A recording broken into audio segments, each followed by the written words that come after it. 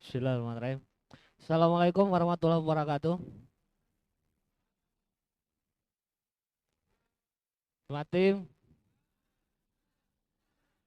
semangat tim, semangat tim. Oke, eh ya nggak perlu lagi lah nambahin yang tadi lah. Rasanya udah cukup lah. Lanjut, kita akan menambahkan pelajaran yang minggu kemarin.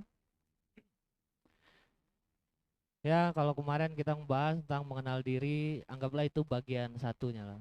Bagian pertama dari mengenal diri, kita kenali apa yang terdapat dalam diri kita, apa yang terdapat dalam tubuh kita, sehingga muncul rasa apa ya, rasa syukur kalau kemarin sering disampaikan, atau wah gitu, nggak nyangka keluar biasaan Tuhan, ternyata kita nggak perlu lihat jauh-jauh, ternyata ada di dalam diri kita ya. Terus materi yang kedua, kita ya ini bagian dua, bahas tentang makrokosmos dan mikrokosmos ya.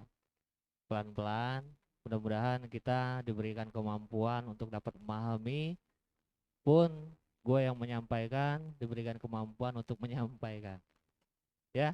Bismillah, kita belajar untuk menambah wawasan kita, mengenal lebih jauh tentang diri kita secara menyeluruh. Oke, makrokosmos dan mikrokosmos ini judulnya apa sih? Makrokosmos, mikrokosmos itu secara sederhananya kita bisa katakan kalau makrokosmos kosmos itu adalah alam semesta. Karena besar, makanya disebut makro. Ya, alam semesta atau alam raya, semesta raya atau jagat raya yang besar. Sementara mikrokosmos itu bisa kita katakan sebagai manusia.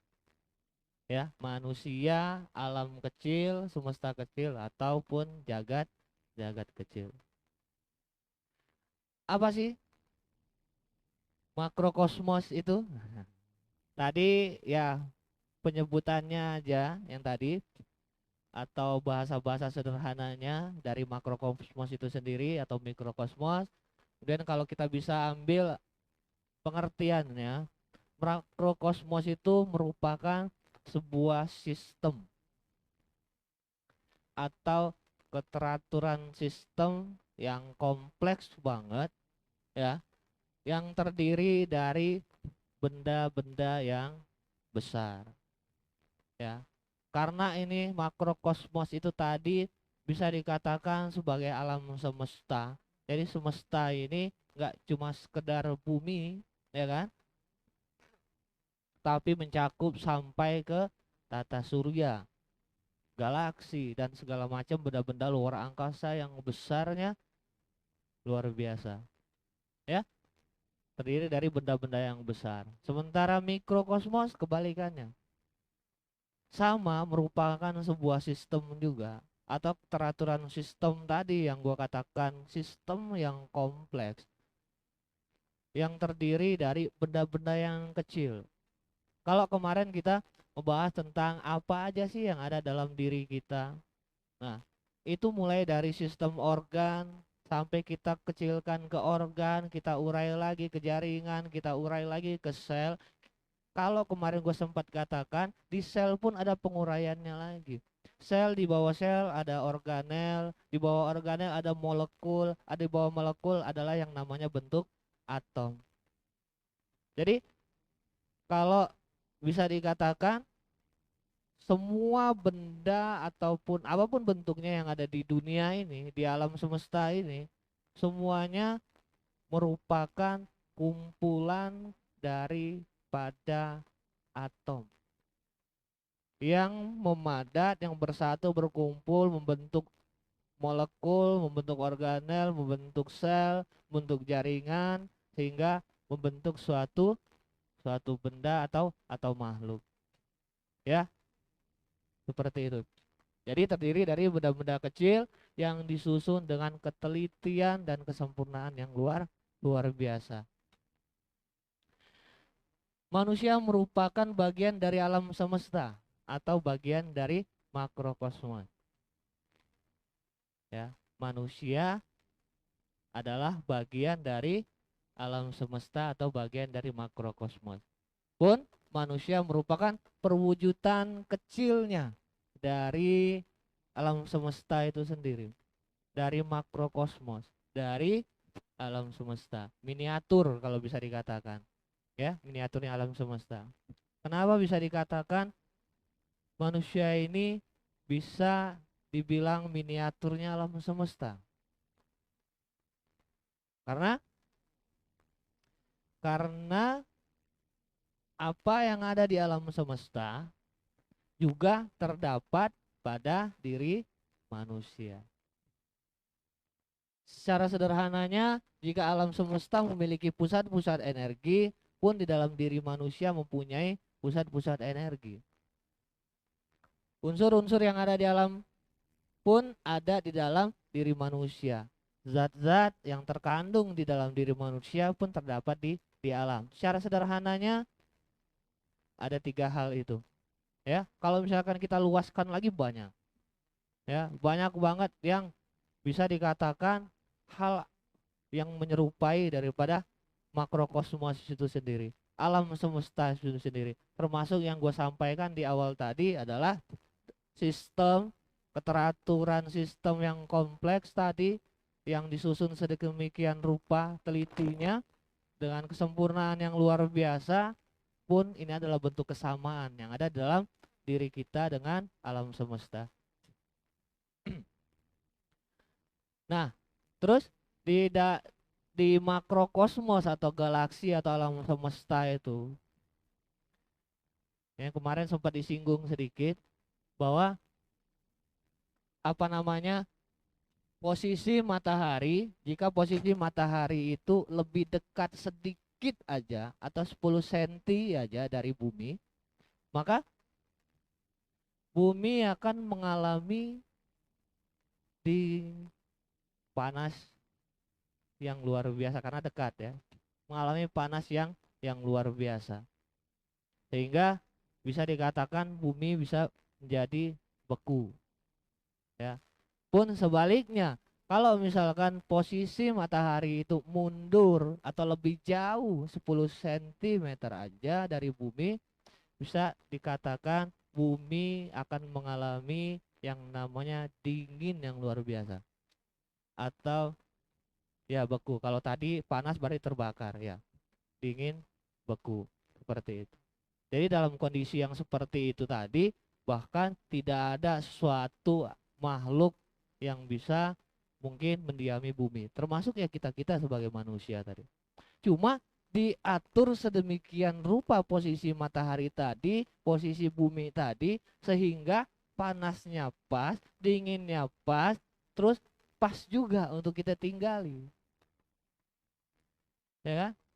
Ini yang tadi yang gue bilang sebuah ketelitian yang luar biasa. Artinya bukannya nggak sengaja tiba-tiba oh mataharinya di posisinya seperti itu, terus buminya terbentuk seperti ini.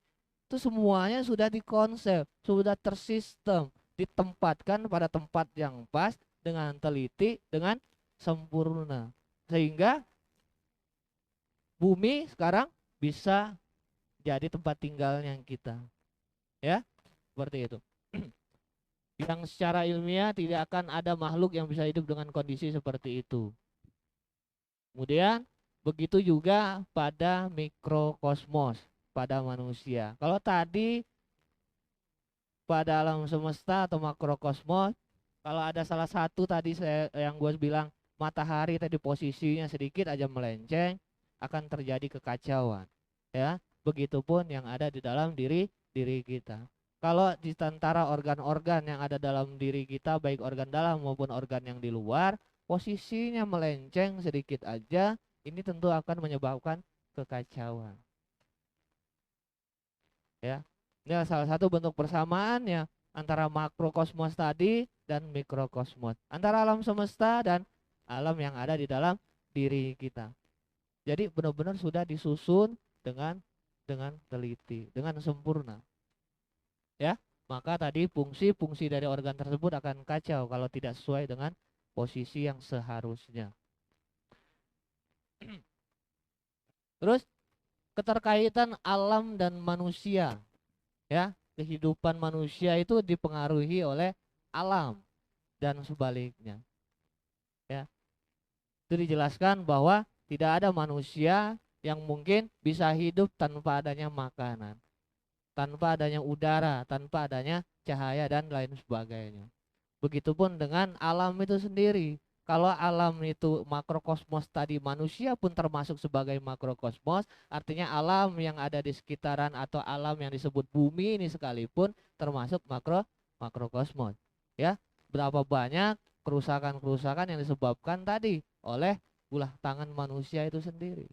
Artinya kelangsungan alam dan kelangsungan manusia saling keterkaitan di antara satu dengan yang lainnya. Manusia bergantung dengan alam untuk kelangsungan hidupnya, alam pun bergantung dengan manusia untuk kelangsungannya. Seperti itu. Apalagi kalau misalkan kita sekarang dengar berita-berita gitu kan, yang udah pada puncaknya mungkin dengan lapisan ozon lah dan segala macam, bahwa itu pun penyebabnya adalah manusia-manusia itu sendiri. Ya kan? Sehingga sekarang panasnya matahari itu terasa kayak depan api unggun. Kalau tahun-tahun 2000 kalau nggak salah ke bawah itu panas itu masih belum kerasa panas banget, ya. Nggak tahu kalau yang lahirnya 2022 itu udah ngerasain panas itu. Itu. Jadi berasa banget peralihannya ketika dikatakan lapisan ozon sudah mulai berlubang.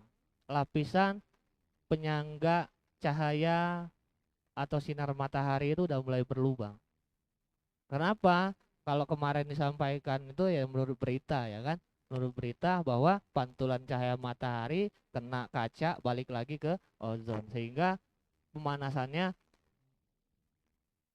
berapa kali lipat. Itu yang dibilang pemanasan global itu.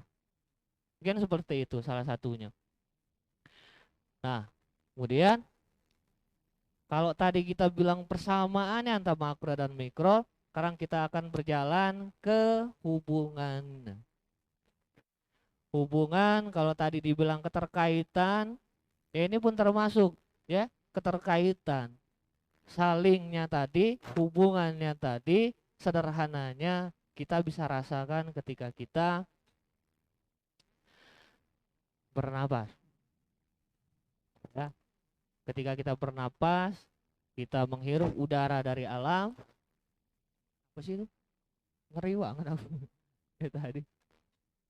Kita bernapas, kita mengambil udara dari alam, kita kelola di dalam diri kita, kemudian kita keluarkan lagi dalam bentuk udara yang lain.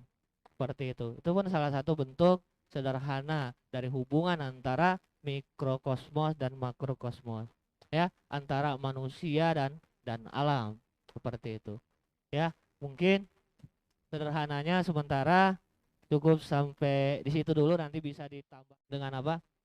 Dengan kemudahan sehingga kita dapat memahaminya pelan-pelan karena tujuan kita adalah lebih jauh lagi mengenal diri kita, sehingga kalimat yang dikatakan ketika kamu udah mulai kenal dengan diri kamu sendiri, kamu akan mengenal Tuhanmu.